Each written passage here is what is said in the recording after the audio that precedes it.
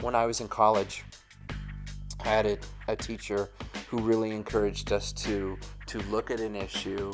She called it a 360-degree thinking. Growing up in a typical Christian environment, we can get the same message a lot of different times about the same topic and think that we know everything about it.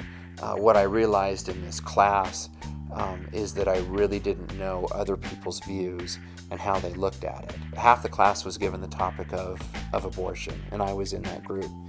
And we had to study it from a perspective of the economics. We had to study it from government, law, the social environment, what it does to a family when a girl's pregnant. So we had all of these different things as we studied this, and I realized there was a whole lot about it I didn't know. What I did know, I knew what the church had said about Scripture in terms of God's heart for these little ones even being knit in their mother's wombs. I had those verses down. I understand the morality of it.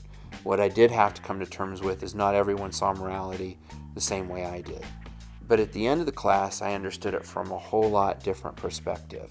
And from that, I was more committed to being pro-life than ever before. Pro-life means more than just saving babies. It means being consistently pro-life, and I'd like to see the church respond more to that than get fixated on one aspect of it. I'd love to see more of a response to people with AIDS. How do we take kids that have autism, and how do we embrace their gifts and what they have for society? How do we make adoptions more available? What do we do with the refugee kids that come into our town and their families? What do we do with families that are suffering with someone that has Alzheimer's and dementia?